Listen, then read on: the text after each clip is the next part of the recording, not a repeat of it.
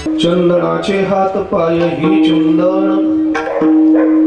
चंदनाचे हात पाय ही चंदन, परिसा नाही हेन कोणी अंग।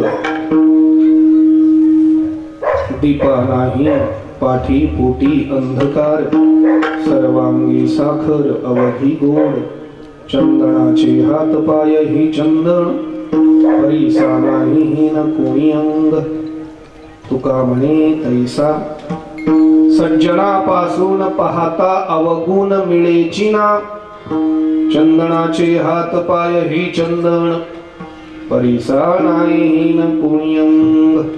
पांडुरंगा करो प्रथम नमन, पांडुरंगा करो प्रथम नमन, पांडुरंगा करो प्रथम नमन, पांडुरंगा करो प्रथम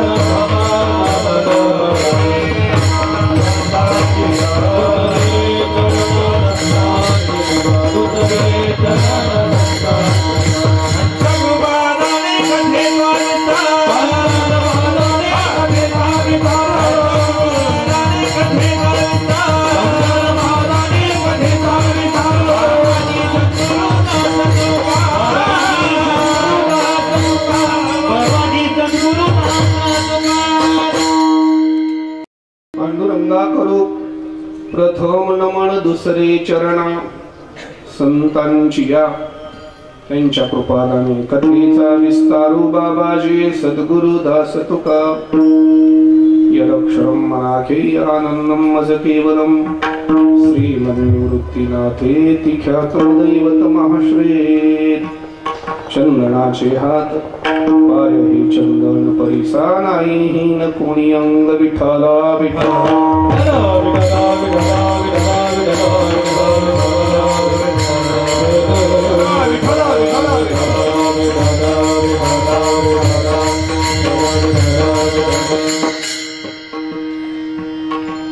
वैराग्य परममूर्ती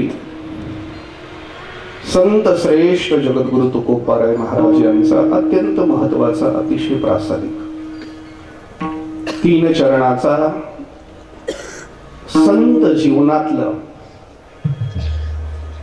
अंतर्मंगातून अंतरंगाचं काही लक्षणं सांगणारा अभंग आजच्या चिंतना करता आपण घेतला आहे। अतिशय सुंदर उत्सव आहे। वारकरी संप्रदाय कसा असावा असं जर कुणाला वाटत असेल तर त्यांनी ह्या उत्सवात येऊन बघावा। इतका सुंदर उत्सव। नवे नवे वारकरी संप्रदायाच्या मूळ तत्वाला अलीकडे थोडीफार लागलेली ग्लानी किंवा विज्ञानाची कास धरून नाविन्यपूर्ण काही वेगळंच करण्याच्या प्रयत्नात असलेले आयोजक, नियोजक आणि वक्ते त्या सगळ्यांनी आदर्श घ्यावा असा हा सप्ताह आहे।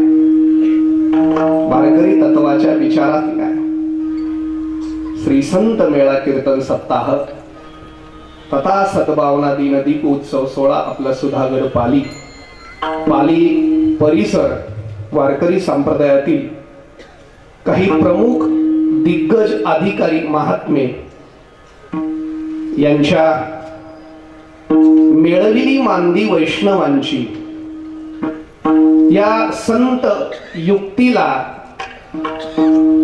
आदर वाटावा असं एकत्र येऊन या महात्म्यांच्या अनुयायांनी केलेला हा उत्सव आहे। विशेषत्वाने गुरुवर्य परमपूज्य उमाजी महाराज आप्पा मोरे भारती संप्रदाय, गुरुवर्य एकनाथ महाराज वाडीकर जनार्दन स्वामी संप्रदाय, गुरुवर्य नथुराम महाराज चव्हाण आणि गुरुवर्य सुरेश महाराज पातोरे, त्याचप्रमाणे हरिभक्तीपारायण गुरुवर्य महेश महाराज देशमुख या पंचविभूती पंचसंत महात्म्यांच्या एकत्रित या अनुयायाचा अलौकिक असा चालू असलेला हा उत्सव। या उत्सवाची आजची 4थ्या दिवसाची संकीर्तन सेवा श्रीनाथांच्या कृपेने माझ्याकडे आली। जगद्गुरु तुकोबारायांच्या अभंगाचं चिंतन करण्याचं भाग्य तुम्हा आम्हाला प्राप्त झालं। मला दिलेल्या नियोजित वेळेमध्ये या अभंगाचं चिंतन नाथांच्या आणि माझ्या श्रीगुरूंच्या कृपेने काही आपल्यापर्यंत देण्याचा नक्की मी प्रयत्न करणार आहे. माझ्या समोर बरीचशी संप्रदायाची दिग्गज मंडळी उपस्थित आहे. संप्रदाय, अन्य संप्रदाय, ज्येष्ठ श्रेष्ठ कीर्तनकार, कथाकार, प्रवचनकार, गायक वृंद, वादक वृंद, टाळकरी, माळकरी, गावकरी, श्रोते सज्जन, आभाल वृद्ध आणि माता भगिनी, चोपदार, विनेकरी, साऊंड सिस्टीम, शूटिंग वाले, सर्वांच्या चरणाशी, बालगोपाळ सर्वांच्या चरणाशी नतमस्तक होतो. आपल्या चरणाचं दर्शन घेतो आणि आपण श्रोते या नात्याने थोडी जर कृपा कराल तर या अभंगाचा काही भाव आपल्यापर्यंत देण्याचा प्रयत्न करतो. मस्तक हे पायावरी, मस्तक हे पायावरी, मस्तक हे पायावरी, मस्तक हे पायावरी, या वारकरी संतांच्या, या वारकरी संतांच्या,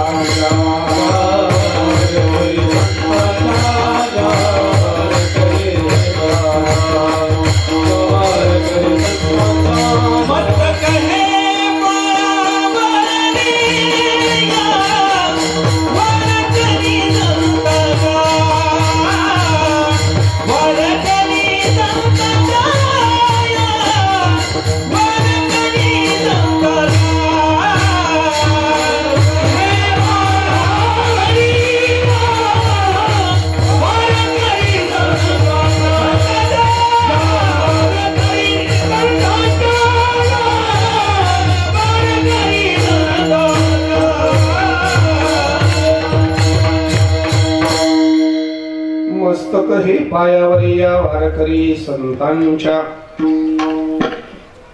चंदनाचे हात पाय ही चंदन, परिसा नाही हीन कोणी अंग. संत महात्म्यांची काही लक्षणं, सज्जन पुरुषांची काही लक्षणं समाजासमोर नेण्याची महाराजांची तळमळ आहे. कारण भारतातल्या अलीकडच्या प्रत्येक माणसाच्या मनाला एक प्रश्न सतावतोय की नेमकं संत कुणाला म्हणावं. ज्याला संत म्हणून स्वीकारावं काही कालाने तो संत नसतो, असंत असतो आणि तो असंत आपल्याला असंतुष्ट करून जातो.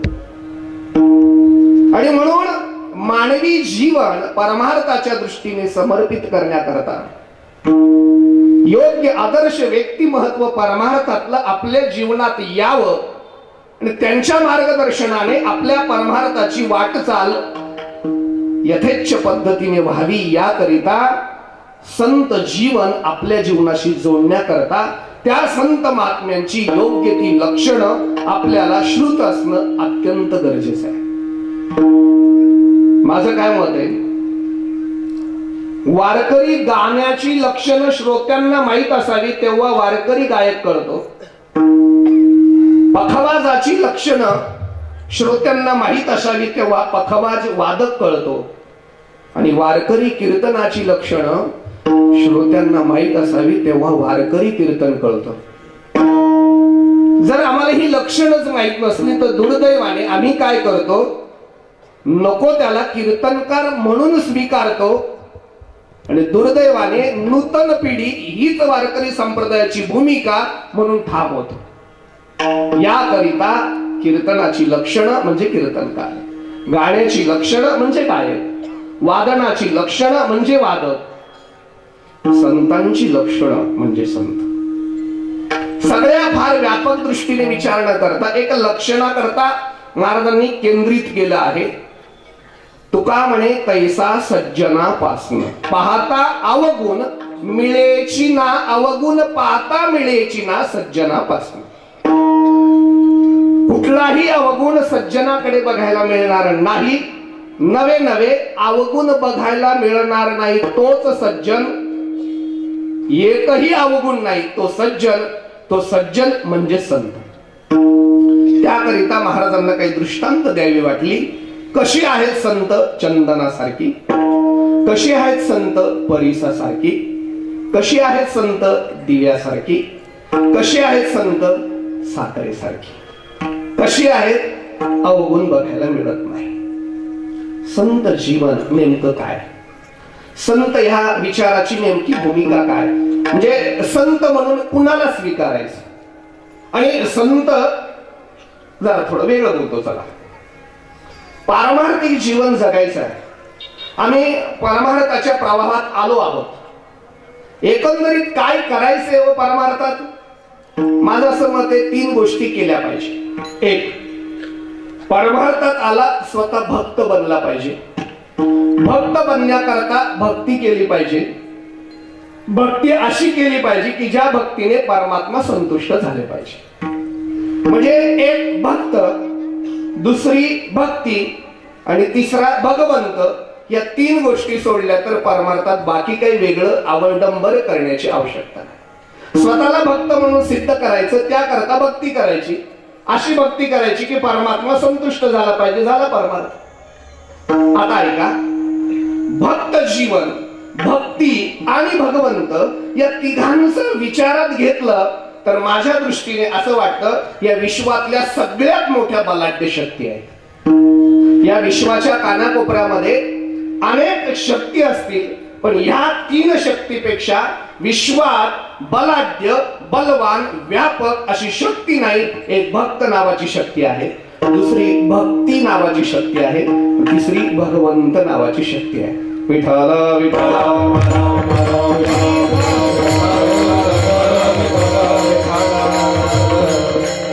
एकावरती एक अवलंबून आहेत बरं का.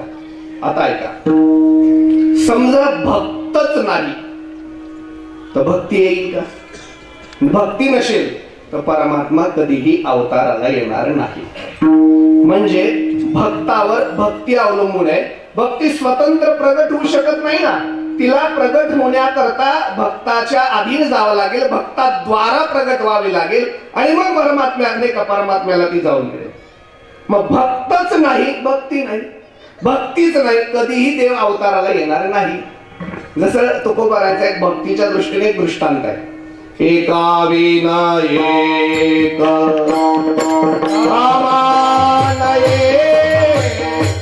एका विना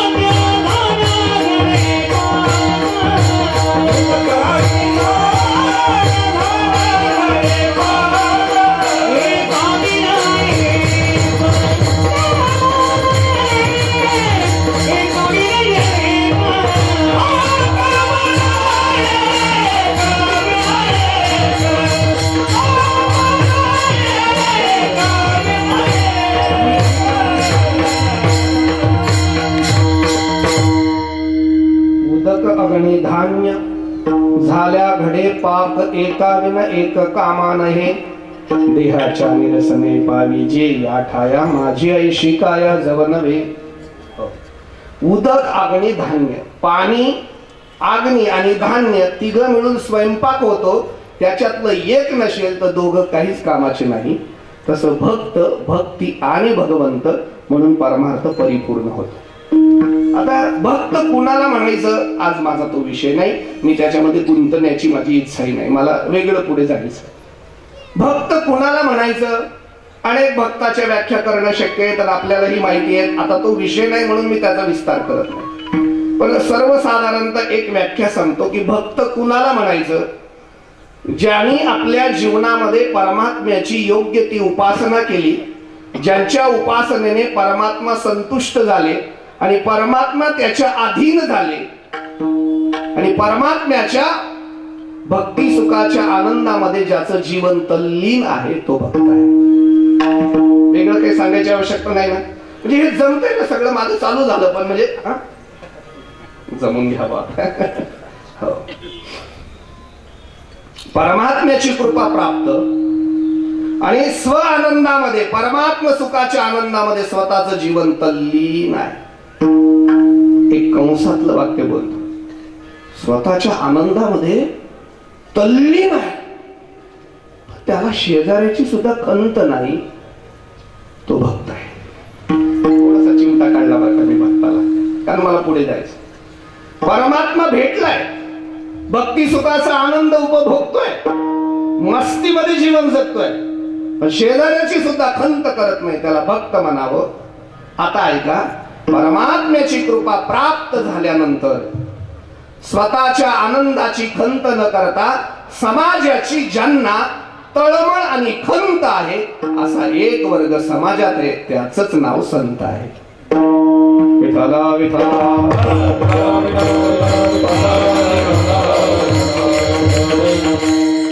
संत आणि भक्त अंशतः फरक आहे. म्हणजे भक्तालाही देव मिळाला आहे आणि संतांनाही देव मिळाला आहे. भक्तांनी देव स्वतःच्या आनंदाकरता ठेवून घेतला आणि संतांनी तो देव समाजाच्या आनंदाकरता समाजापर्यंत नेला. म्हणून भक्त आणि संत काय फरक आहे? जगातली भक्त संत असतीलच असं नाही, पण विश्वातली संत भक्त असतातच हे निश्चित आहे. म्हणून भक्त संत असतील असं दावा करणं शक्य नाही मला. भक्त संत असू शकत नाही, म्हणजे असू शकतात पण असतीलच असं नाही, पण संत मात्र भक्त असतातच असा माझा दावा आहे. अर्जुनाला काय म्हणायचं ठरवता का तुम्ही? काय म्हणायचं अर्जुनाला? माझ्या दृष्टीने अर्जुन भक्त आहे, माझ्या दृष्टीने द्रौपदी भक्त आहे, माझ्या दृष्टीने ध्रुवबाळ भक्त आहे, माझ्या दृष्टीने उपमन्यू भक्त आहे, माझ्या दृष्टीने रावण सुद्धा भक्त आहे, पण माझ्या दृष्टीने ज्ञानोबा संत आहे, माझ्या दृष्टीने तुकोबाराय संत आहे. ज्ञानोबाराय आणि अर्जुन या दोन पात्र जर समोर आणले, अर्जुनाला मिळालेला देव कौरवांपर्यंत देता आला नाही, ज्ञानोबारायांना मिळालेला देव पालीपर्यंत आणून ठेवला. ज्ञानोबाराय आणि अर्जुनात फरक आहे. म्हणून ऐका, गीतेतला कृष्ण, म्हणजे माझं मत आहे बरं का व्यक्तिगत, गीतेतला कृष्ण आणि ज्ञानेश्वरीतला कृष्ण हा अभ्यासत असताना गीतेतला कृष्ण तेवढा आम्हाला भावत नाही जेवढा अर्जुन ज्ञानेश्वरीतला भावतो. गीतेतला कृष्ण आम्हाला तेवढा आवडत नाही जेवढा ज्ञानेश्वरीतला आवडतो. गीतेतला कृष्ण तेवढा आपलासा वाटत नाही जेवढा ज्ञानेश्वरीतला वाटतो. तो कृष्णालाही डेव्हलप करण्याचं काम ज्ञानोबारांनी केलं. लक्षात काय केलं? देण्याचं काम केलं. अहो म्हणजे मी नाही बरं का, मी नाही, पण संजय सुद्धा होता. म्हणजे मी संजय नाही, मी संजय आहे, पण तो संजय वेगळा होता. म्हणजे मला त्या संजयाला दूरदृष्टी होती त्या संजयाला. छान सांगत होता, थोडं प्रारब्ध चांगलं नव्हतं, आंधळ्याला सांगावं लागत होतं, सगळं येत होतं तरी त्याच म्हणून विषय. कारण विद्वान होणं वेगळं, पण विद्वान श्रोता मिळण्याकरता स्वतंत्र भाग्य असावं लागतं. रोज असे पालीसारखे श्रोते मिळत नाही हो. काय सांगू तुम्हाला, तुमच्या चेहऱ्याकडे बघून इतकं छान सांगावं वाटतंय मला, तर काय सांगू तुम्हाला. हजार वेळा मी नतमस्तक होतो तुमच्या श्रवणापुढे. क्षणात कळतो. ज्या संजयाला गीतेत जेवढं स्थान मिळालं नाही, अहो ज्ञानोबाराने त्याला सुद्धा मोठं केलं. ज्ञानेश्वरी देण्याकरता आहे, गीता घेण्याकरता आहे.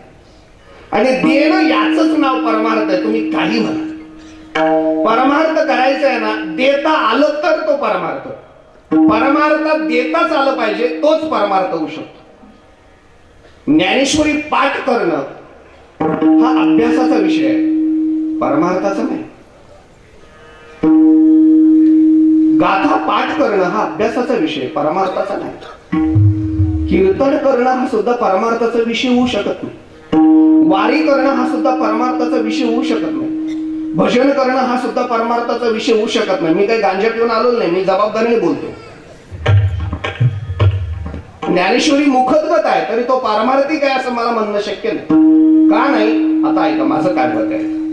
ज्ञानेश्वरी मुखद्गत असू द्या, पण ज्ञानेश्वरी ज्याची पाठ आहे त्याने 10 बाय 10च्या खोलीत स्वतःला एकदा तरी कोंडून घेतलं पाहिजे. आत्मचिंतन केलं पाहिजे की ही ज्ञानेश्वरी माझ्या साधनेचा उपासनेचा विषय आहे. हे ज्ञानेश्वरीतून मला काय मिळालं, काय मिळालं मला ह्या ज्ञानेश्वरीतून, एकदा आत्मचिंतन केलं पाहिजे.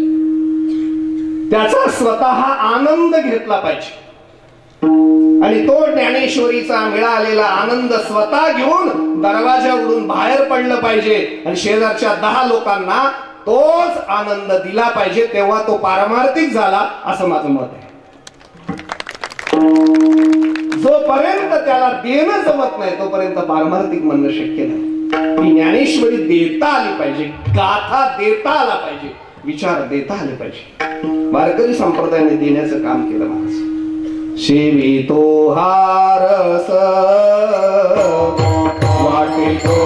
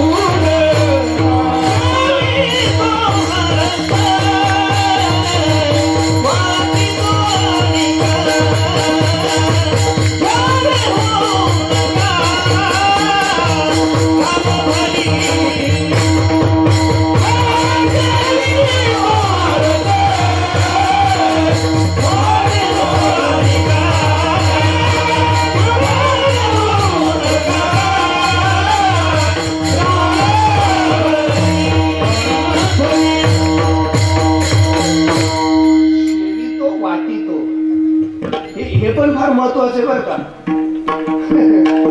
बरेच वाटणारे कोरडे असतात. मला माफ कराल का, एक माफी मागून एक वाक्य बोलू का. अलीकडे वाटणारे खूप झाले पण कोरडेच आहे. काय असतं माहितीये, काय माहितीये का, परमार्थ सांगणारे खूप झाले, करणारे कमी झाले. प्रपंच करणारे खूप झाले, सांगणारे कमी झाले. नाथ महाराजांनी प्रपंच सांगितलं, तुकोबारायांनी प्रपंच सांगितलं. का की नाथ महाराज प्रपंच या करता सांगतात, वेगळं काही करू नका. माझ्या घरी 36 वर्ष राहिला तर तुमच्या घरी 36 तास तरी येऊ द्या, असा प्रपंच करा की तो प्रपंचच परमार्थ होऊ द्या. वारकरी तत्वच हे हो.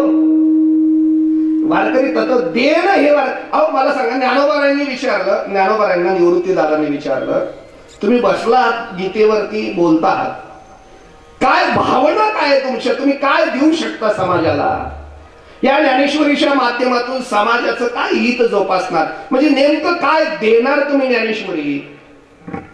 ज्ञानोबारायांना दादा काय देणार असं का विचारतात तुम्ही सद्गुरू, काय नाही देणार ज्ञानेश्वरी असं विचारा ना.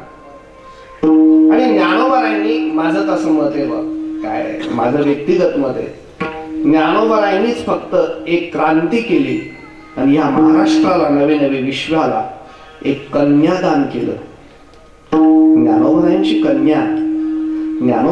कन्या एवढी सामान्य, ज्ञानोबारायांची कन्या काही घालून समाजात येत नाही. ती ज्ञानोबारायांची कन्या नऊवारी नेसली, नऊवारी. नऊवारी नेसलेली स्त्री किती सुंदर दिसते. मला बाकीचं बोलायचं नाही, माझा तो अधिकार नाही. कोण काय नेसायचं हा ज्याचा त्याचा स्वतंत्र भाग आहे. पण मला तुम्ही एवढी मदत करू शकता ना, नऊवारी नेसणारच सुंदर दिसतं, हे तर मान्य आहे की नाही? हे तर मान्य आहे की नाही? मग पहिली नऊवारी नेसली ज्ञानोबारांची कन्या.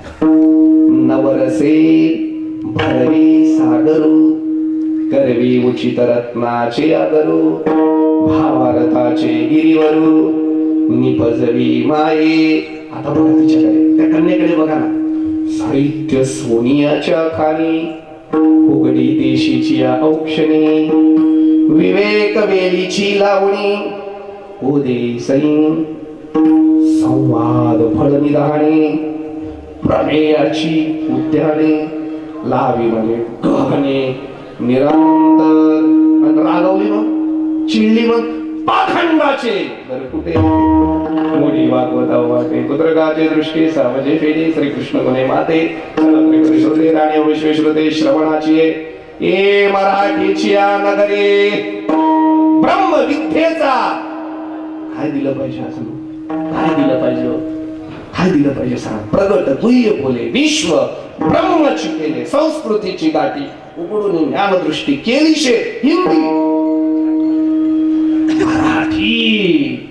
मराठी कन्या दुसरी तिसरी कोणी नसून ज्ञानोबांनी महाराष्ट्र आणि विश्वाच्या कल्याणाकरता दिलेली ज्ञानोबांच्या मुखातून आलेली ओवी. ही ओवी ज्ञानोबांची कन्या आहे.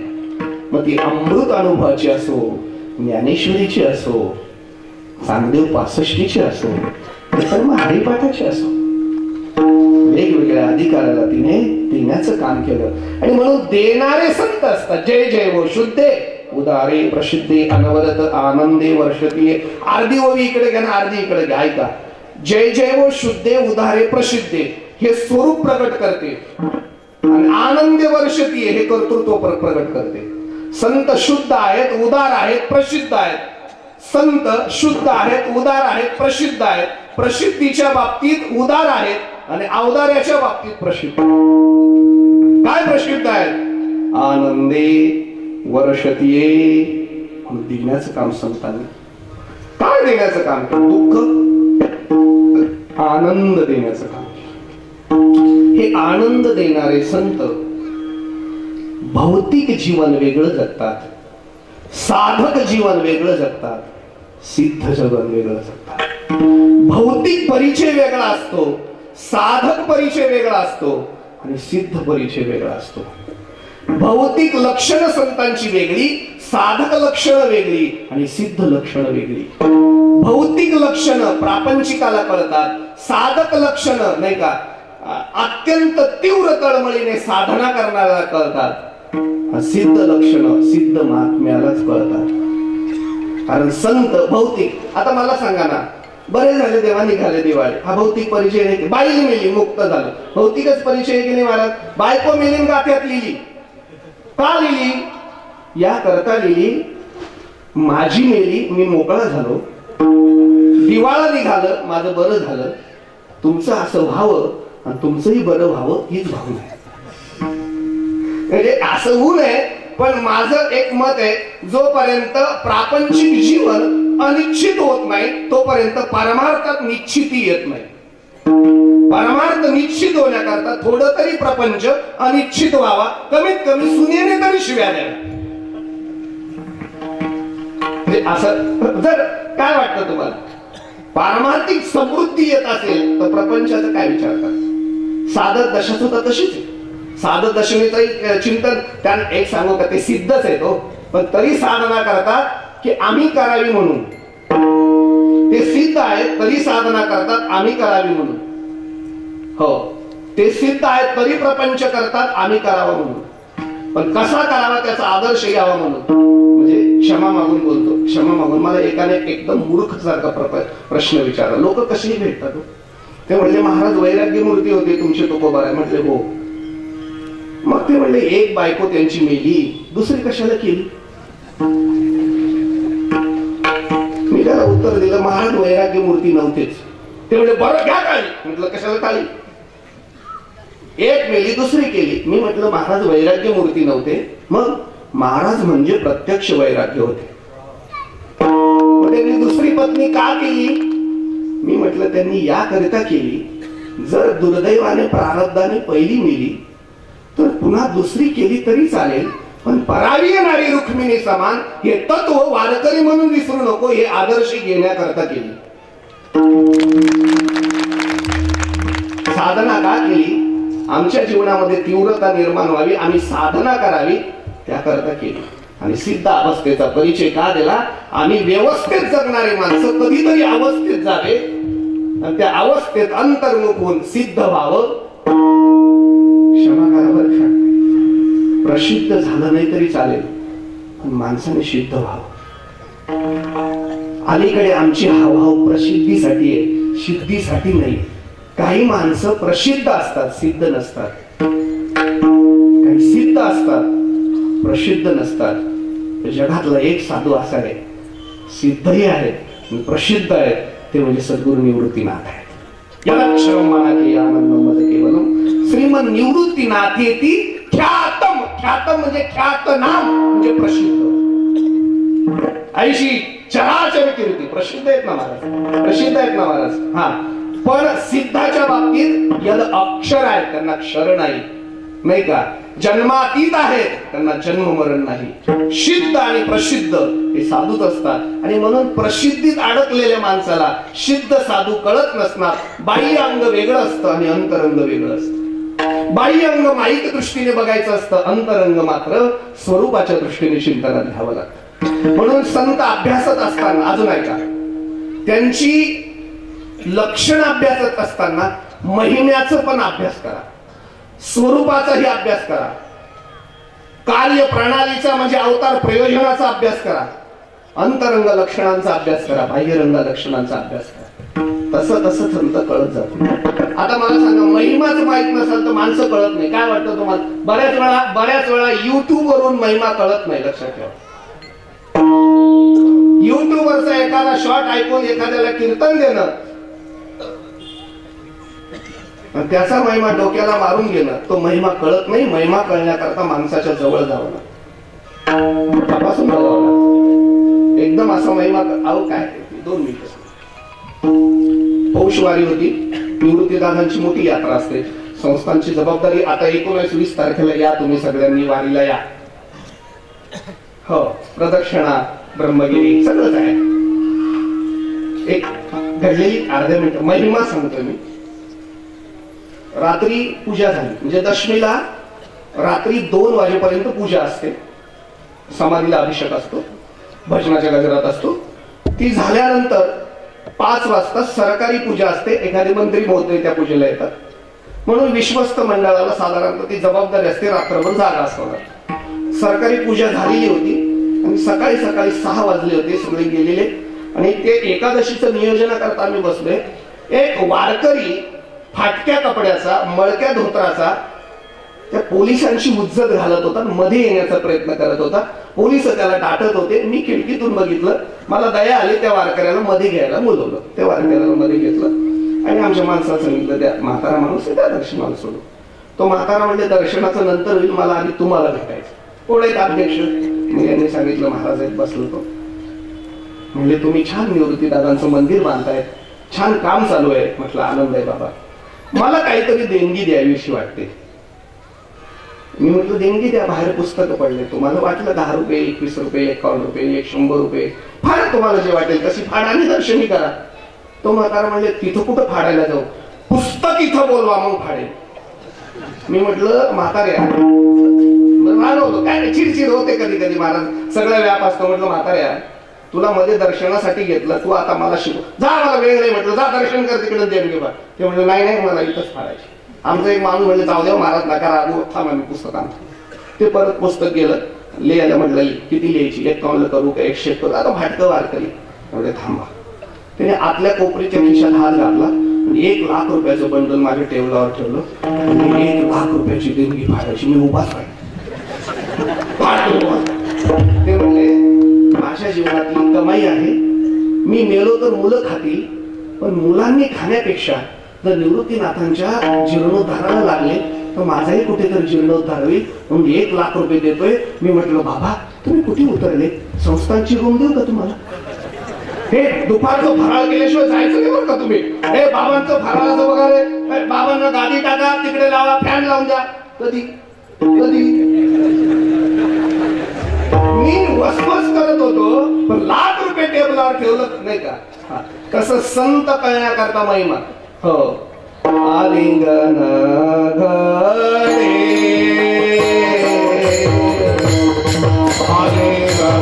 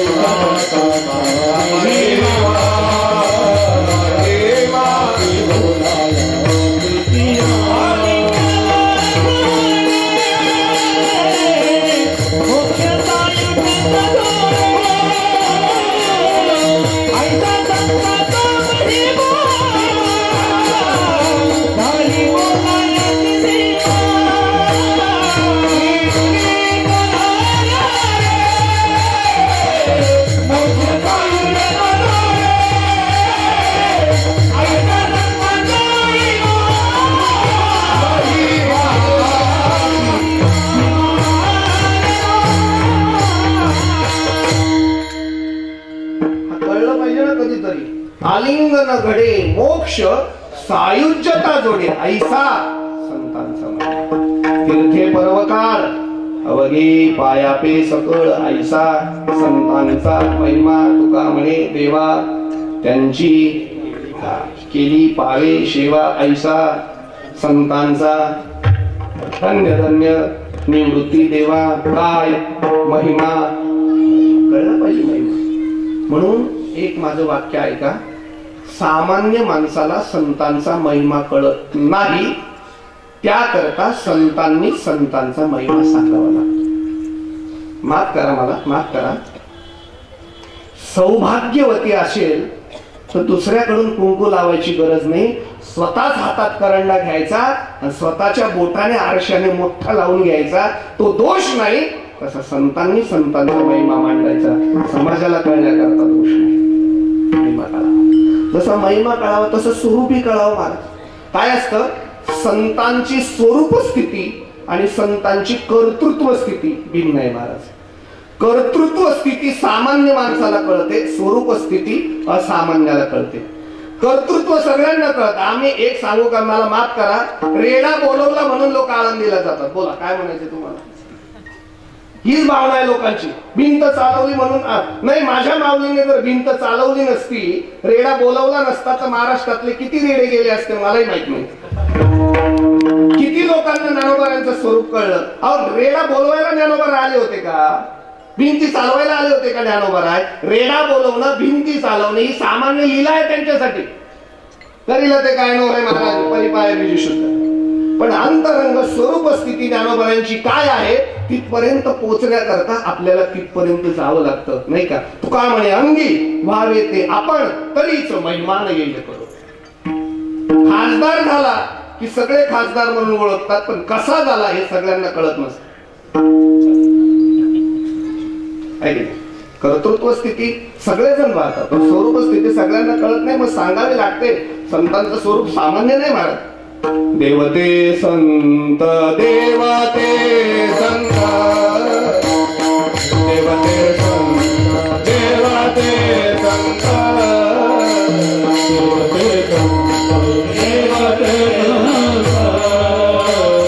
देवते संत, देवते संत.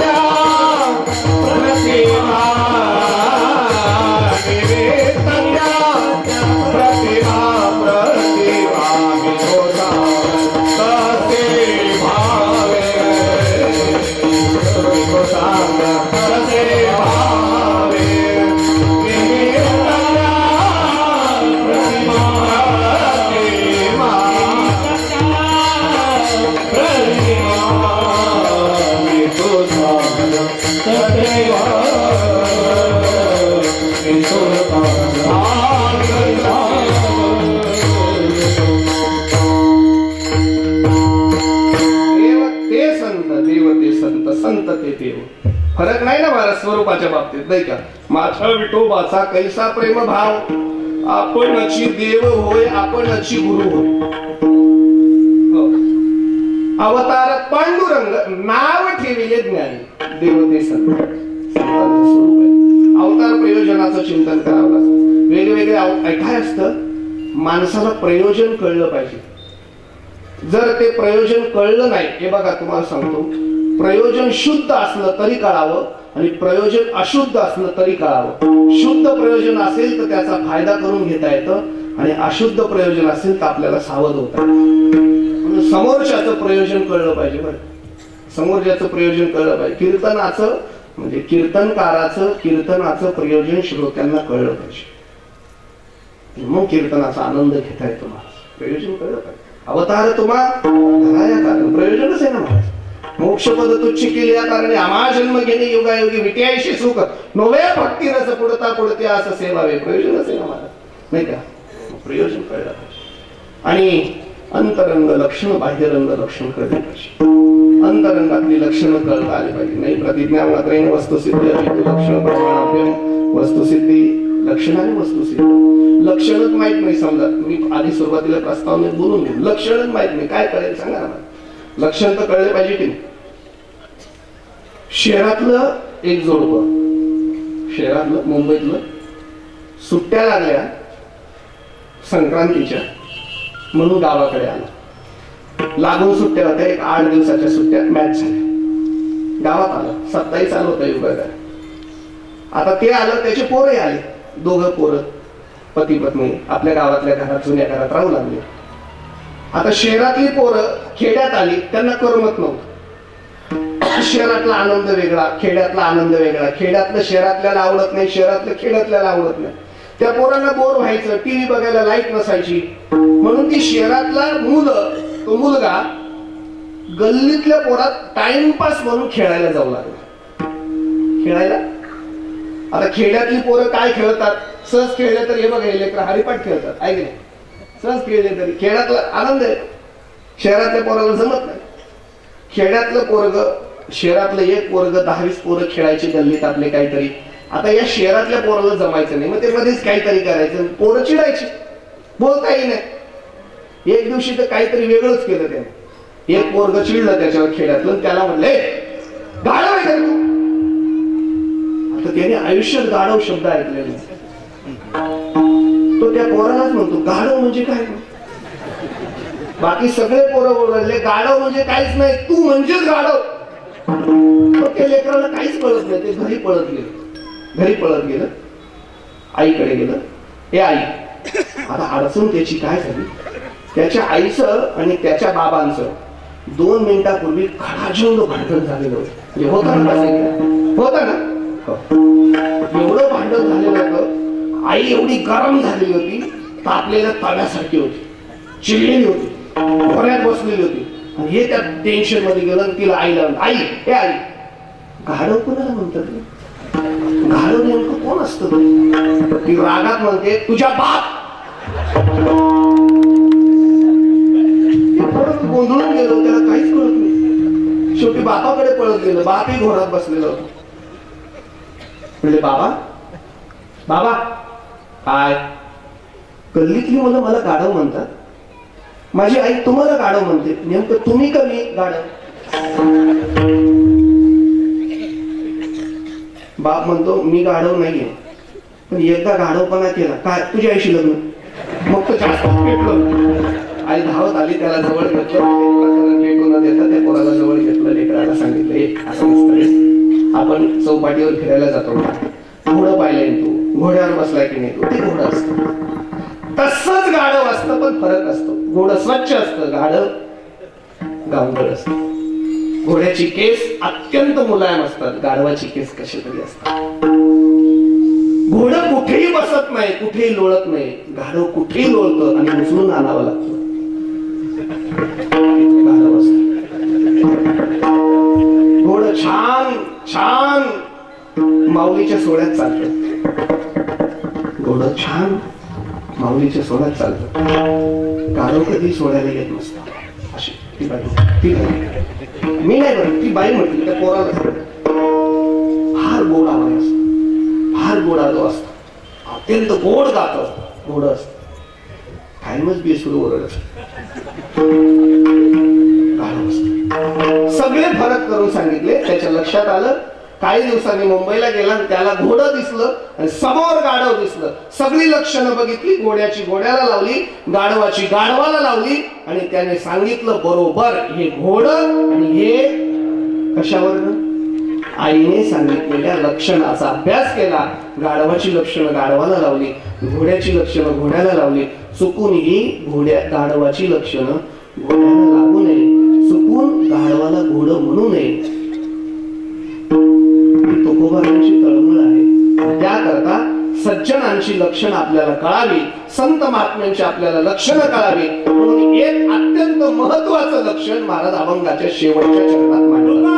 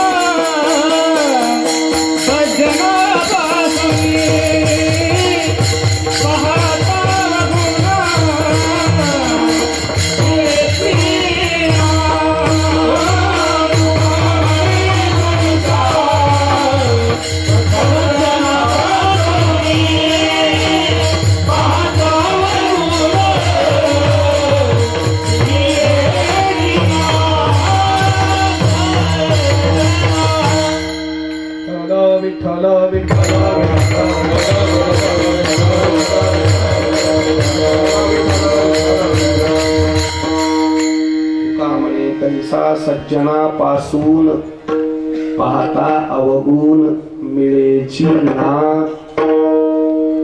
सुंदर एक लक्षण महाराजांनी आपल्या समोर ठेवलं. पाहता अवगुण मिळेची ना ते सज्जन. काही माणसांकडे सापडूनही सद्गुण सापडत नाही, काहींकडे सापडूनही अवगुण सापडत नाही. काहींकडे फार अवगुण असतात पण एखादा सद्गुण असतो, काहींकडे फार सद्गुण असतात पण एखादा अवगुण असतो. आणि माझं असं मत आहे बा, एक जरी अवगुण असला ना तर सगळ्या सद्गुणांवर पाणीच फिरवतो. नसावा नसावा अवगुणच नसावा. काय वाटतं तुम्हाला? अवगुण नसावा. माझ्याकडे एक पोरगा आला, माझ्या ऑफिस मध्ये आला. ते म्हणले महाराज मला नोकरीची गरज आहे, घ्या तुमच्या ऑफिसला ठेवून. म्हटलं काय करतो तो? म्हटलं काय नाही, अकाउंटचं काम बघतो, तुमचं अकाउंट मी सगळं सांभाळेल. मी म्हटलं आहे अकाउंटंट. म्हणजे मग ऑफिस कामाला ठेवा, मला गरज आहे. ऑफिसचे सगळं झाड लोट चहा पाणी सगळं करेल. मी म्हटलं आहे माणूस. म्हणजे असं करा, घरी तरी कामाला ठेवून द्या, मला गरज आहे. घरी काय करशील? मी उत्तम स्वयंपाकी आहे, स्वयंपाक करेल, घरातली कामं करेल, अगदी पोछा मारायचं काम सुद्धा करेल फरशीला, पण मला काम नाही. मी म्हटलं आहे घरी आहे, तिलाच काम नाही, आता तुला पुन्हा काय ठेवू? म्हटले महाराज असं करा, कीर्तनाच्या गाडीवर ठेवा, गाडी चालवेल. म्हटलं आहे बरोबर, मग तुमच्या बरोबर मस्त येऊ द्या, तुम्हाला कीर्तनाची साथ करेल, गाण्याची. म्हटलं तिथे आधीच आहे असतात, तुला पुन्हा काय? परवाच वाजवेल. म्हटलं तिथे असतो. महाराज जर तुम्हाला खरंच एखादी अडचण आली तर तुमच्या जागेवर कीर्तनाला जाते. मी म्हटलं तुला कीर्तन येतं हो, गाणं येतं हो, पकवाज वाजवतो हो, गाडी चालवतो हो, अकाउंट येतो हो, घरातली कामात हो, सगळंच हो.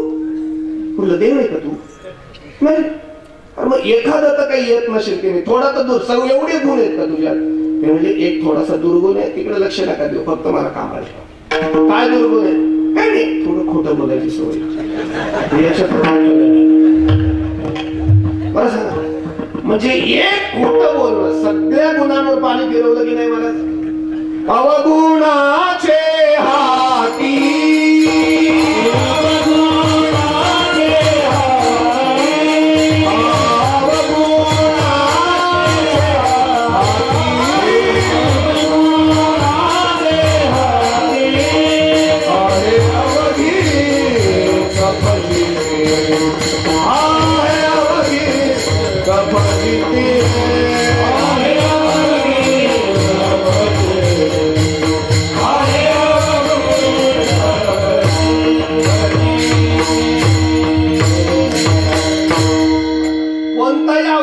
अवगुणी माणसाची कायमची फजिती. काय वाटतं तुम्हाला?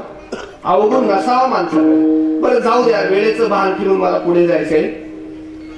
किती अवगुण आहेत मला त्याच्याशी घेणं नाही. आजपासून एक संकल्प करा, कमीत कमी वारकऱ्याकडे 3 अवगुण नसावे. काय म्हणतो तुम्ही? हे 3 अवगुण नसतील तर वारकरी, असं माझं मत. 1, वारकऱ्याकडे काम नसावा, वारकऱ्याकडे क्रोध नसावा आणि वारकऱ्याला लोभ नसावा. 3 अवगुणांनी भारत देशाचा सत्यानाश केला. भारत देशामध्ये आज जी ही भयानक परिस्थिती निर्माण झाली या 3च अवगुणांनी झाली. ऐका, कामाने नाशाकडे नेलं, कामाने नाशाकडे नेलं. क्रोधाने म्हणजे काय होतं का, जरा बोलूच का स्पष्ट. काम नावाच्या अवगुणाने अध्यात्मामध्ये सुद्धा व्यभिचाराचा प्रादुर्भाव झाला. क्रोध नावाच्या अवगुणाने समाजामध्ये प्रचंड हिंसाचार माजला आणि लोभ नावाच्या अवगुणाने राजकीय क्षेत्रामध्ये भ्रष्टाचार सुरू झाला. राजकारणातला भ्रष्टाचार, समाजातला हिंसाचार आणि अध्यात्मात असून सुद्धा व्यभिचार, या 3च अवगुणांचा प्रादुर्भाव. कामाबद्दल आता बोलत नाही, सगळं नाथ महाराजांनी वगैरे बोलून ठेवलं नाही. हो, येडका मदन तो केवळ पंचानन, धडक मारिले शंकरा, तुका भूम्याचा म्हातारा, इंद्रचंद्राशी धरा लागला. येडका मदन तो केवळ पंचानन. काय काम? क्रोधाचं तसंच आहे मला. क्रोध माणसाकडे असं माऊलीच्या सोहळ्यात 20 दिवस चालतो. चंद्रभागेचं स्नान करतो, गोपाळपुराला लाईनीत उभा राहतो, 2 दिवस लाईनीतच राहतो आणि 2 दिवसांनी गरुड खांबाजवळ येतो, आनंद होतो. देवाला खांबाला कळकळून मिठी मारतो. मिठी मारताना दुसऱ्याचा धक्का लागतो. माणसं दिसत नाही का तुला? अहो गर्दी आहे, लागला असेल म्हणजे काय कारण धक्का मारायचं तुझं? तो म्हणे एवढे धक्के सहन होत नाही, इथं कशाला आला? मग तुझ्या बापाचं मंदिर आहे का? मला उलटून बोलतो का तू?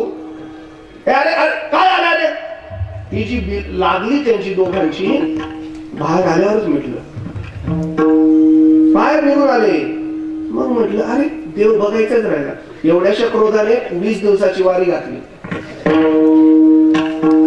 लोभाबद्दल न बोललेलं बरं महाराज. पण हे कुठलेच संतांकडे तुम्हाला दिसणार नाही. काम क्रोध बंदे खाणे, क्रोध बंदे खाणे, काम क्रोध बंदे खाणे, क्रोध बंदे खाणे. तुका म्हणे दिले डोळे, म्हणे डोळे डोळे, तुका म्हणे दिले डोळे, म्हणे डोळे डोळे. आम्ही हारो बसावी इंद्रियाचा धनी, आम्ही हारो बसावी इंद्रियाचा धनी, आम्ही हारो बसावी इंद्रियाचा धनी, आम्ही हारो बसावी. काम क्रोध बंदे खाणी, तुका म्हणे दिले डोळी,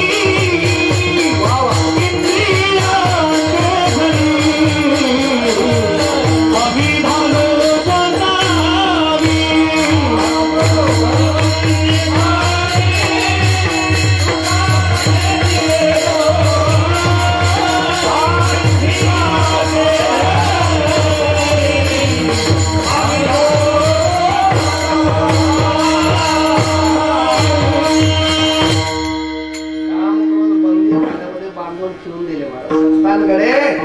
अवगुण नाही, क्रोध नाही, काम नाही, मोह नाही, लोभ नाही, मत्सर नाही, कुठलाच दुर्गुण नाही ना. आणि म्हणून एक सांगू का, माझं असं मत आहे महाराज, संतांची विश्वभर पूजा का होते? आणि तिथं एकही दुर्गुण नाही. आणि पूजा दुर्गुणाची होत नाही, पूजा गुणाची होते. गुणा सर्वत्र पूज्यन्ते विद्रोषी निरर्धका वसुदेव नमस्यन्ति वसुदेव नते जनः.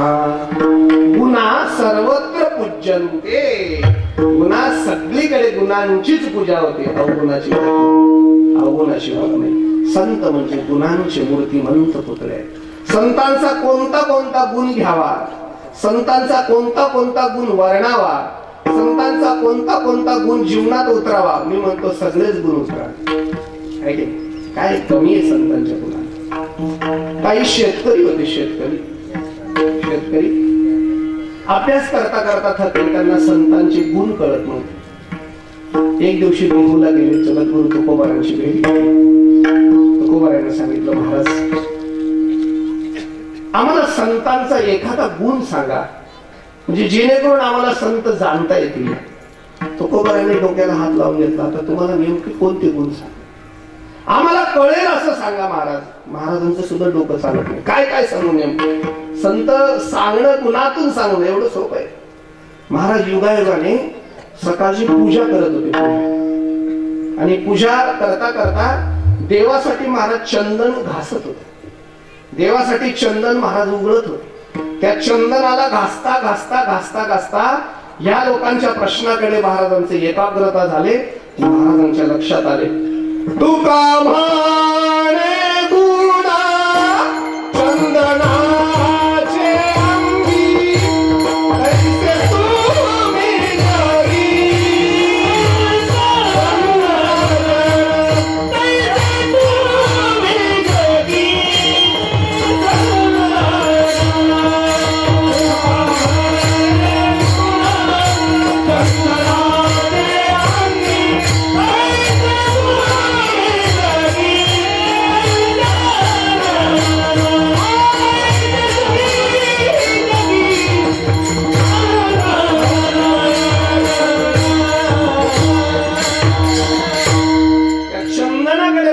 महाराजांच्या लक्षात आलं, यांना कळेल असा गुण माझ्याजवळ सापडला. हा चंदनामध्ये जो गुण आहे, या चंदनामध्ये जे जे गुण आहेत ते सगळेच गुण संतांकडे आहेत. म्हणून महाराज बाहेर आले आणि त्या वारकऱ्यांना सांगितलं, तुम्हाला संत पाहिजे ना, संत कसे आहेत असं विचारतात ना, संत चंदनासारखे आहेत. चंदनाचे हात पायही चंदन, चंदनाचे हात पायही चंदन, हात पायही चंदन, चंदनाचे हात पायही चंदन, पायही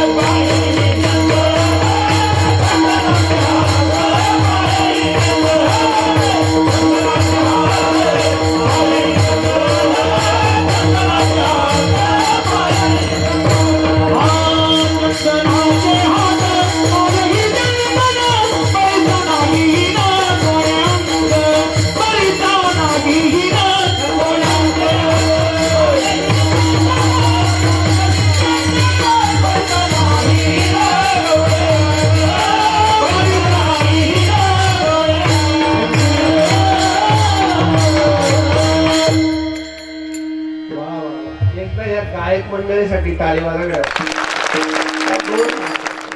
सुंदर साथ करतात. सगळीच सगळीच एकावनी बळी आहेत.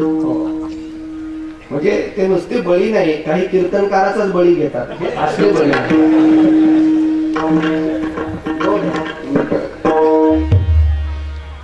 चंदनाचे हात पायही चंदन. महाराजांनी पहिले लक्षण प्रगट केलं. तुका म्हणे तैसा सज्जनापासून. मला एक अजून असं वाटतं बरं का, काय हा तैसा शब्द कशाला घेतला असेल महाराजांनी? म्हणजे असं सरळ म्हणायचं ना, तुका म्हणे सज्जनापासून पाहता अवगण मिळायचे ना, संपला विषय. हा तैसा मी पण काय घेत नाही आता. हा तैसाचा होता, हा तैसा आहे. तुमच्याकडे ठेवू का महाराज? हा तुम्हाला तुमच्याकडे राहू दे तैसा. तुका म्हणे सज्जनापासून पाहता अवगण मिळे ना, चंदनाचे हात पायही चंदन, तैसा नाही कोरिया. संत चंदनासारखे आहेत असं महाराजांचं मत आहे. नेमकं असं चंदनात आणि संतात काय साम्य आहे? काय साम्य आहे की जे तुकोबारांना चंदनासारखी वाटली संत? चंदनाची काही आपण लक्षण आपण बघू थोडेसे थोडक्या वेळात बघू. चंदनाचं पहिलं लक्षण आहे, चंदन स्वतः सुगंधी आहे आणि तो सर्वांना सुगंध देतो. चंदनाचं पहिलं लक्षण काय? सर्वांगी सुवास परी उगदान राहे, चंदन सभोवती करी कसे जाय. स्वतः सुगंधी आहे, सभोवती सगळीकडे सुगंध देत असतो महाराज, नाही का? चंदनाच्या वासे तरू चंदन झाले स्पर्श. नुसत्या त्याच्या वासाने शेजारची झाडं चंदनाचे वाटू लागतात. नुसत्या वासाने. खरं सांगू का महाराज, पाली परिसरात 5 चंदनाची झाडं उभी राहिली आणि त्यांच्या वासाने एवढा मोठा सप्ताह होतो. सगळ्या झाडांना त्याचा वास केला, सगळ्यांना सुगंध पोचला ना महाराज.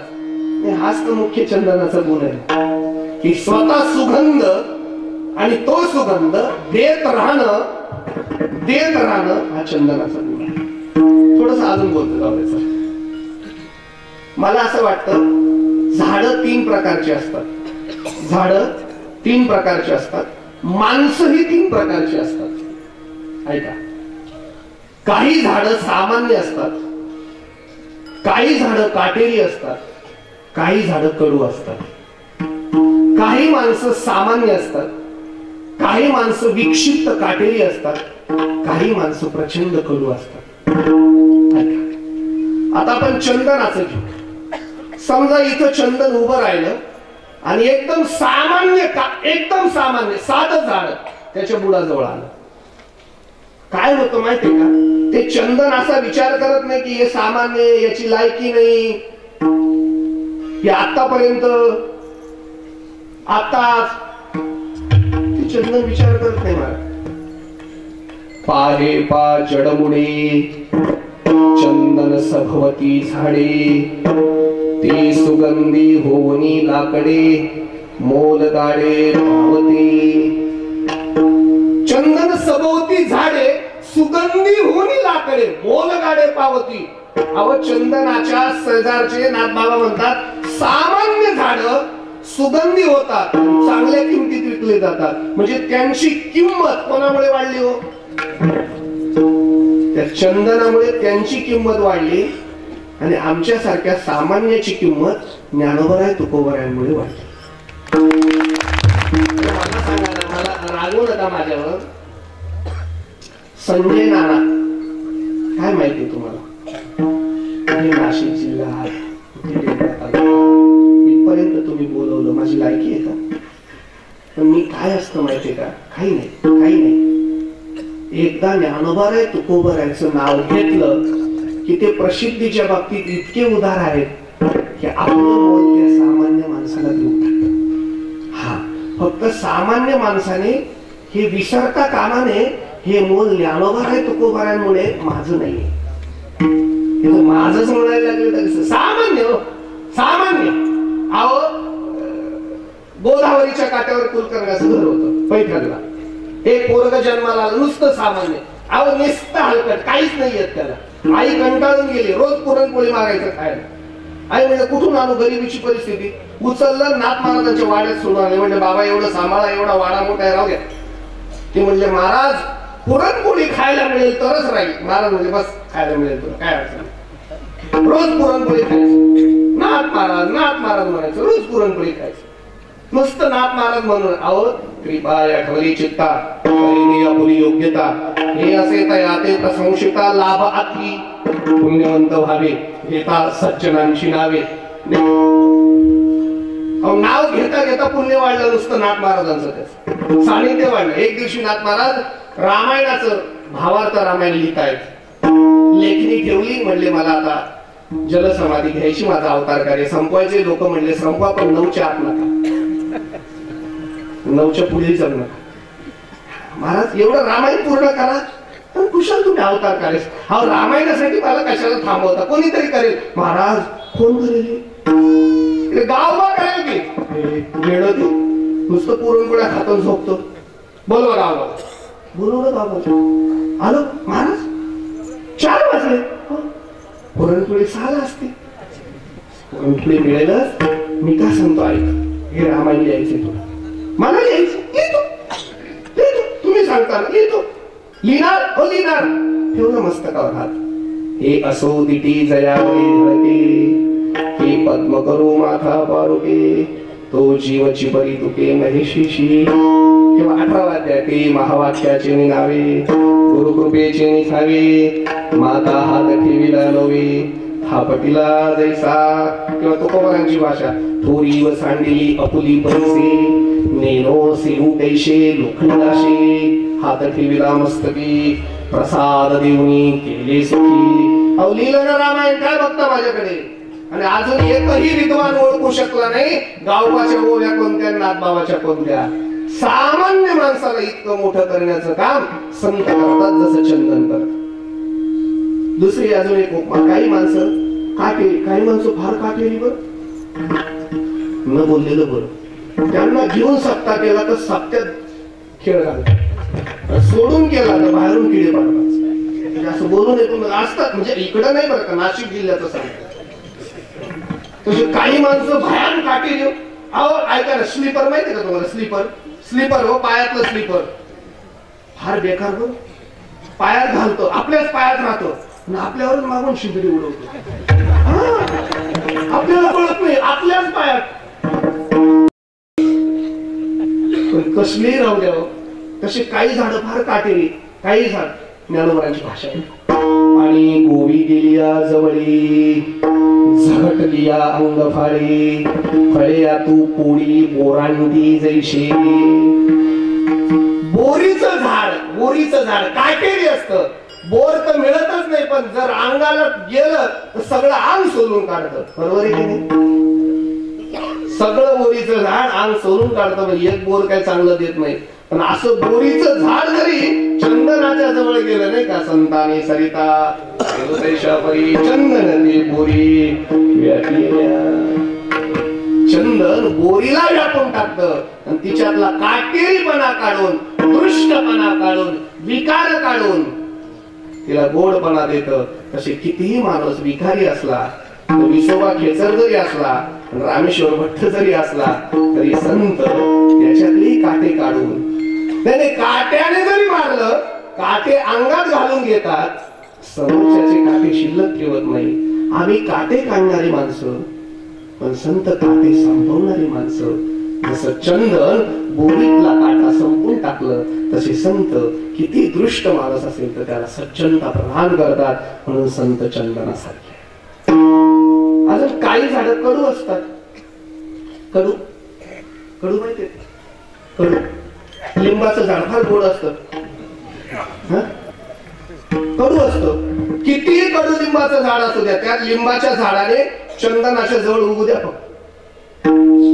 पाहे पाच चंदनाचे अंग निळे, शिवतिले निंब होती जी जवळे, ती देवाची निडळे बैसने केली.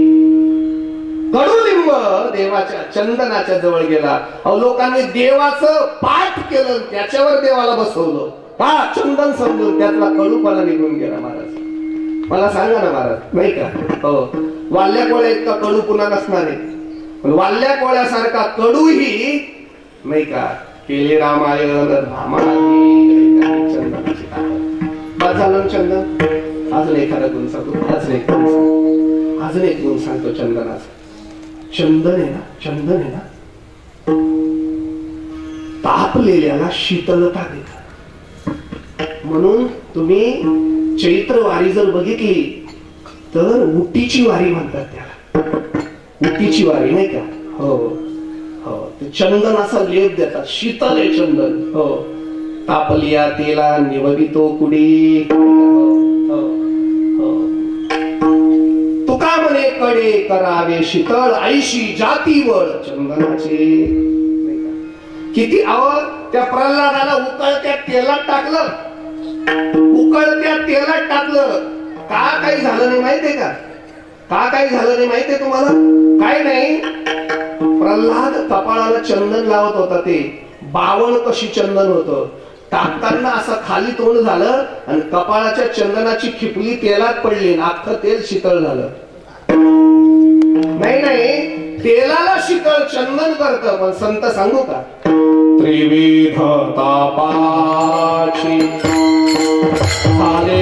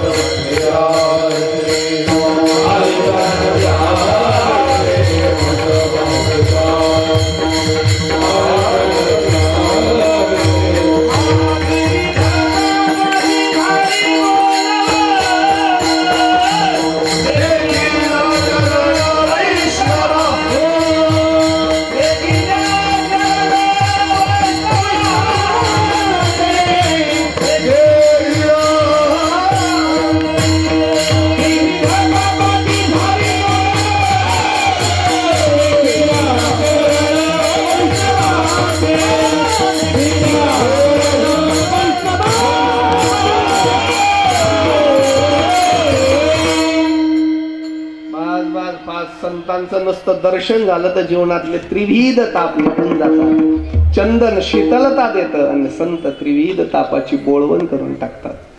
काय पाहिजे आपण चंदनाचं? अजून एक चंदनाचा गुण सांगतो. चंदनाचा एक गुण फार चांगला आहे.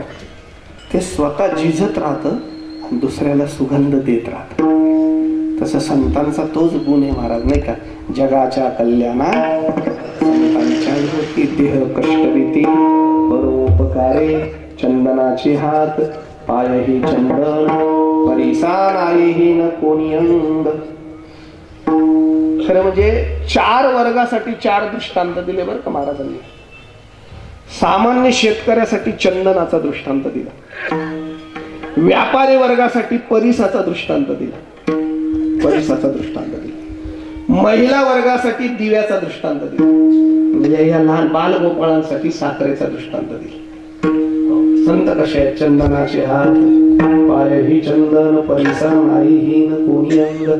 विठोबा रखुमाई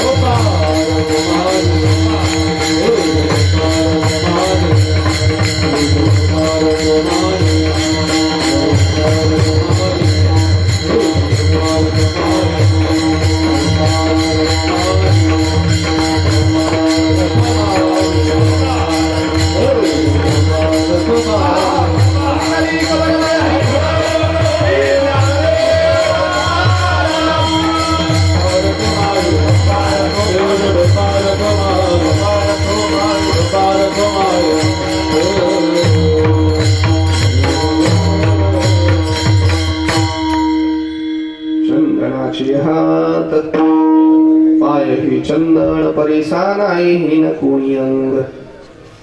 दीपा नाही पाठी पोटी अंधकार सर्वांगी साखर अवघी गोड. तुका म्हणे तैसा सज्जनापासून पाहता अवगुण मिळेची ना विठ्ठल विठ्ठल.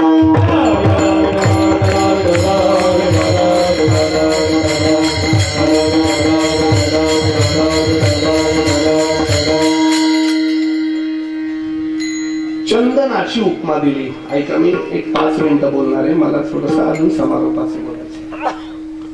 चंदनाची उपमा दिली, बरोबर आहे. परिसाची उपमा दिली, ठीक आहे. दिव्याची पण उपमा दिली, ठीक आहे. साखरेची पण उपमा दिली, ठीक आहे. काही विद्वान लोक बसले होते महाराजांजवळ, त्यांचं समाधान नाही झालं. ते म्हणले महाराज आमचं नाही समाधान झालं. म्हणले का? तुम्ही संत चंदनासारखी सांगतात, मान्य आम्हाला चंदनाचे फार गुण आहेत, चांगले फार चांगले गुण आहेत चंदनामध्ये, ते संतांना तुम्ही लावली, मान्य महाराज. पण ते विद्वान म्हणतात महाराज आमचा असा प्रश्न आहे की चंदनात कितीही चांगले गुण आहेत पण काही अवगुण सुद्धा आहेतच ना, नाही का महाराज? मग जर चंदनात काही अवगुण आहे तसे संतात पण काही अवगुण आहेत का?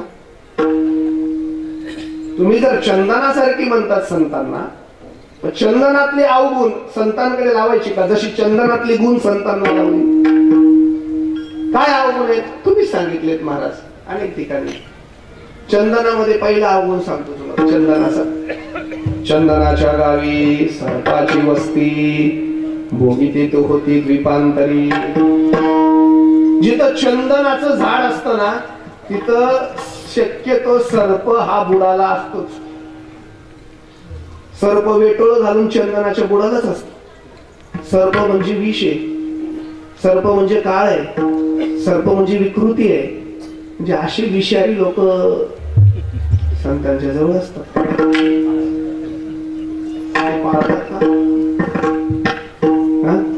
चंदनाचे बूड सर्पी जैसे द्वाड, का निधनाचे तोंड दिवसल्याचे वी.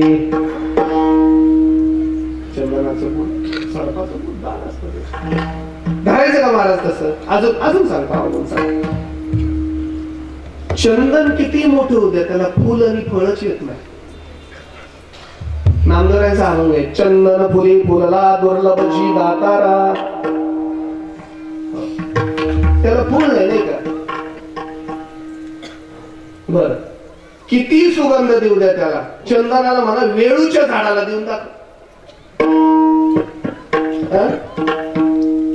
ते वेळूला काहीच फरक पडत नाही. आता काय करा बरं. अजून चला, चंदनाला आग लागली जळून जाईल की नाही? नष्ट होते की नाही? नष्ट होणे हा गुण आहे का संतांचा? उलट तुका म्हणे एका मरणेची सरे उत्तम नापुले. मग नष्ट कराय नापुले मरण पाहिले महिना तो झाला 16 अनुपम्य आनंदे दाटली ती त्रिभुवनी. कसं लावायचं? बरं चला, परिसाचा विचार केला तर परिस काय करतो? आता माझ्याकडे नाहीये, नाही तर मी तुम्हाला सांगितलं असतं. तो लोखंडाला लावलं की सोनच होतं, याला लावलं झालं सोनं. या परीस या लोखंडाचं सोनं करतो, पण तो परीस असा वस्तात आहे सोनं करतो लोखंडाचं, पण त्या लोखंडाला दुसऱ्याचं सोनं करण्याची पात्रता देत नाही, ते राखून ठेवतो. म्हणजे परीस लोखंडाचं सोनं करतो, त्या लोखंडाला जगाचं सोनं करण्याची पात्रता कुठे देतो? मग तर संत परिसासारखी कशी म्हणायची? बरं, दिव्याचा विचार केला तर दिव्यामध्ये पण लई दुर्गुण आहेत. बरं, पै गुण ते तुला खाय स्नेह की जाळे जाय जे ठेवी जे ते तो वय मशी आईसा. जीवने शिंपिले तिली पिली लागला प्राण सांडी, मेघा उरला काडी वरून लागल विजला प्राण सांडी, उरला काडी वरून निधी. आळू बाळू प्रकाश करी तेथून उभाला धरी. सांगितलं ना मला काय करायचं ते दिव्याचं? मशी आईसा म्हणतो. ते दिव लागलं तर सगळं पेटून देतो ना, प्रकाश देतो, लागला तर सगळं पेटून देतो, आणि विजला तर काहीच नाही राहत. मग कसं काय करायचं? बर, प्रकाश देतो पण जवळ गेलं तर चटके बी देतो, मग कसं काय संतांचं म्हणायचं? बरं, साखरेचा विचार केला, श्वेत मधुर भेद असे दोष सांगितले साखरेला. आणि सोपा दोष सांगतो ना, खाल्ली की डायबिटीज होते ना, काय करतात? ही सगळी कशी काय लावायची चंदनाला? कसं लावायचं? मी लावतो आता, ऐका महाराज. ते तुमच्याकडे मी ठेवलंय काहीतरी, देतात मला? देता का पैसा? महाराजांकडे ठेवला होता पण आता मला लागतोय, घेतो. तो पैसा घेतो. जगद्गुरु तुकोबाराय महाराज म्हणतात, चंदनात एखादा दुर्गुण असू शकतो, तुका म्हणे तैसा सज्जनापासून पाहता मिळेची. दिव्यात एखादा दुर्गुण असू शकतो, तुका म्हणे तैसा सज्जनापासून पाहता मिळेची. परिसात एखादा दुर्गुण असू शकतो, तुका म्हणे तैसा सज्जनापासून पाहता मिळेची ना. साखरेत एखादा दुर्गुण असू शकतो, तुका म्हणे तैसा सज्जनापासून पाहता मिळेची ना. चंदनाचे हात पाय चंदन, चार चारच दृष्टांत का देतात? या 4 दृष्टांत देण्यामध्ये फार मोठी ताकद आहे महाराज. हे 4ही वस्तू आतून बाहेरून सारख्या आहेत. चंदन आतून आहे तसं बाहेरून पण आहे, सारखंच आहे. परीस आतून बाहेरून सारखंच आहे, दिवा बाहेरून आतून सारखाच आहे, साखर सगळीकडून सारखीच आहे. म्हणजे 4 दृष्टांत देतात. जमतं का नाही माहिती नाही, पण मी संगती लावतो. संतांना 4 देह असतात, ते सगळ्यांनाच असतात. स्थूल देह, सूक्ष्म देह, कारण देह, महाकारण देह. माझं असं मत आहे, संतांचा स्थूल देह चंदनासारखा असतो, संतांचा सूक्ष्म देह परिसासारखा असतो, संतांचा कारण देह अज्ञानी नसतो, तो ज्ञानी असतो, दिव्यासारखा प्रकाशमान असतो.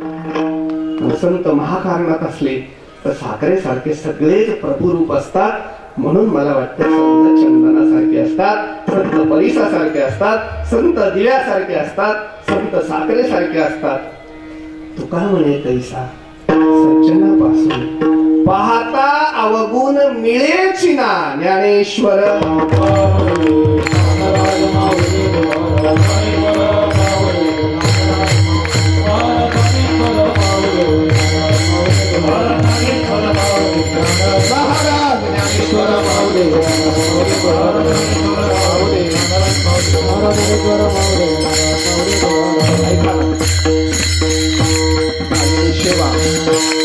भगवत चरणी प्रभू चरणी समर्पित करतो. या 5 महात्म्यांच्या चरणी नतमस्तक होतो. आलेल्या संपूर्ण वारकऱ्यांच्या चरणी. हे बघा, सूचना झाल्याशिवाय, ज्ञानदेव तुकाराम झाल्याशिवाय कोणी उठणार नाही.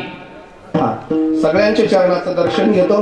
माझ्यावर प्रेम करणारे, माझ्या परंपरेवर प्रेम करणारे, कीर्तनावर प्रेम करणारे खूप माझ्या परिचयाची महाराज मंडळी इथं आहे. पण मला ह्या मंडळाचा एक गुण फार आवडला महाराज. कुणाचंही व्यक्तिगत नाम निर्देश इथं करायचं नाही. मला वाटतं हे भारतातलं, महाराष्ट्रातलं पहिलंच मंडळ आहे. नाही तर आता काय सांगू तुम्हाला, मंडळातलं जर एखाद्याचं नाव टळून गेलं तर पाकिटावर परिणाम होतो. बाजूला तेव्हा हे मंडळ अत्यंत निष्काम सेवा करणारं मंडळ आहे. अध्यक्ष मला कालपासून संपर्क, असं कधी मी पाहिलं नाही महाराज. तासाने संपर्क, कुठपर्यंत आलात, कसा आलात, प्रवास कसा चालू आहे, किती वाजता पोहोचणार, प्रसाद आधी घेणार का, प्रसाद नंतर घेणार का, काय व्यवस्था करू, महाराज मुक्कामाला राहणार का. महाराज एवढा आदर आतिथ्य जिथं आहे ना, मला वाटतं तिथंच चंदनाचा सुगंध आहे. सगळी मंडळी खूप माझ्या जीवाची आहे. मी कोणाचं व्यक्तिगत नाव घेत नाही, मात्र सगळ्यांच्या चरणाशी नतमस्तक होतो. विठ्ठल जय जय.